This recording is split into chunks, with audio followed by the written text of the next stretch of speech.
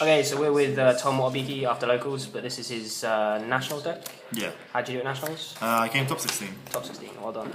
Take it away when you're ready. So for this event, I played double Clausolas because I was focusing mostly on the Djinn build, and there are certain scenarios where you need a second one. I don't really like the second Clausolas, but I was struggling on my last 3 cards, so I thought this came up enough where it warranted me playing a second one, but I don't really like it.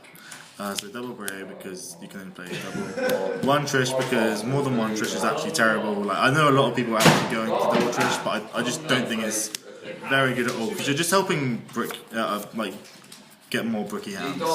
Now I played 3 Unicores, and then I played 3 Valks.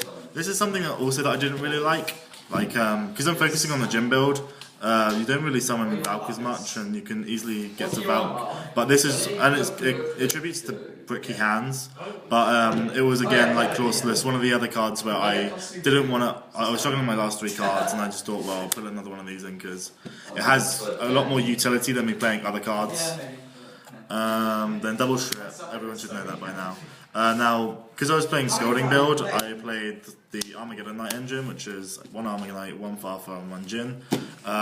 This Armageddon Knight's insane because when you can Djinn lock with Armageddon Knight, you can do a play which I'll show later on, which means that you can summon a Utopia whilst also Djinn locking, which is just insane in the mirror match. I really wanted to play more than one Farfar. Like at the start of the format, I was playing around with Farfar numbers, and I really wanted to play like double Armageddon Knight with like 2 Farfar and stuff, just because I was worrying about people being too aware of the Scolding build because it's obviously become the standard build right now, and you don't want to have an Armageddon Knight as you're out and then get Trishula'd on the first Farfar, so you sort of want a second one to play it again, but it creates a lot more. Like you never want to open double Farfar, and it just makes more bricky hands. Because of this, I played a Ballblader, and I don't really like Ballblader. I don't like attacking monsters because they just get Valked. But the idea with Utopia sort of makes it a bit better. And people, because I play Armageddon Knight as well, it basically means if I have ROTA, if I know they have Valk, I can go Armageddon Knight. If I know they have Trish, I can go Ballblader. So that's okay. So then we go to the 3 Senjus and the 3 Manjus. I explained this in my regional deck profile, like maximising your odds of drawing these cards is still ridiculously important. So we got the 1 Prep, and then we got the 6 Ritual Spells, which are just 2 of each. And then we got 3 Rotas, because not only are these Djinn outs, but they're also combo pieces to help you advance your game state. We then have 3 Upstart Goblins, because 37 cards is better than 40. And I know people get worried about this with having putting this in your graveyard, so that you definitely don't want to leave anything on board, so rather than just summoning a Manju or something. But if you don't play these, because I'm maxing out on pretty much every single combo card already, so if I didn't do this, then I'm just giving myself more likely chance of bricking anyway.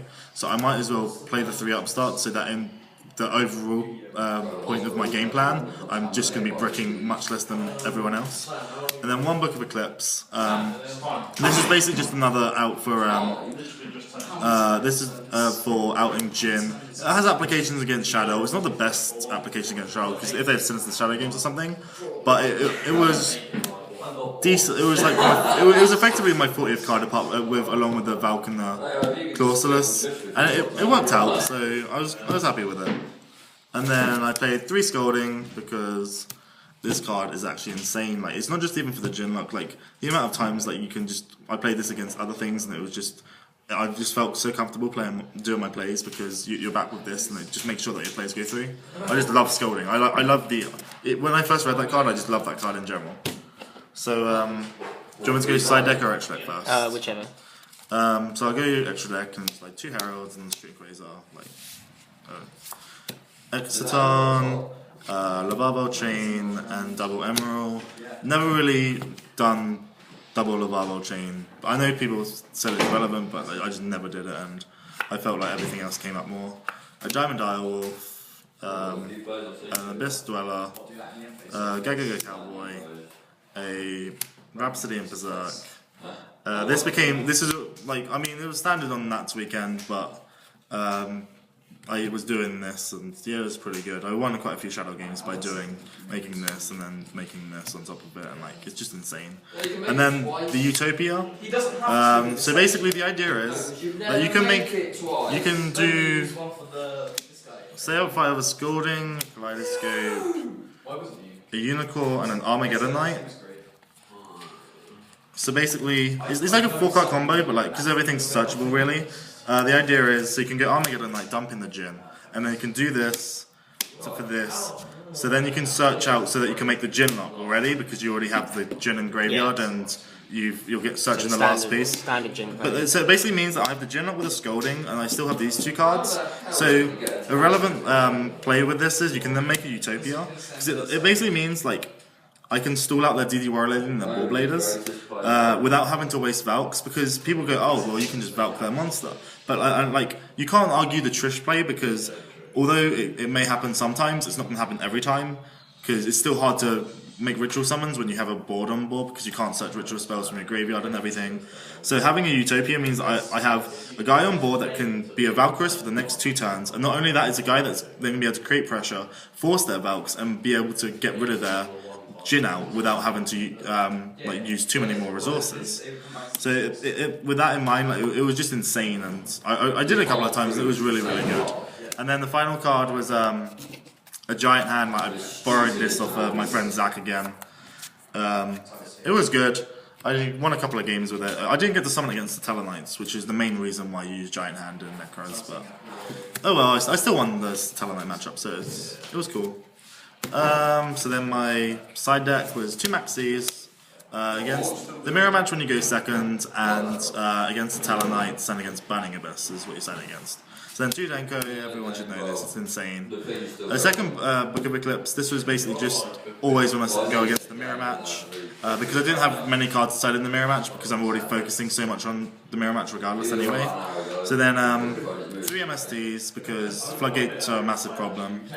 Emptiness, I did not side this, I just kept it in here so that, along with the 101, just so that I didn't have to side it, but I could ask my opponent to side it out because it just. But like, I mean, it can give me auto wins, but I'd rather just have it like my opponent not be able to draw it, and so I don't lose to it. Like it's better to me to them have less outs than for me to have more win conditions, in my opinion, because I'm better than most of the opponents I'm going to play. Then I played. These are the 5 cards which people. Well, it was kind of annoying because.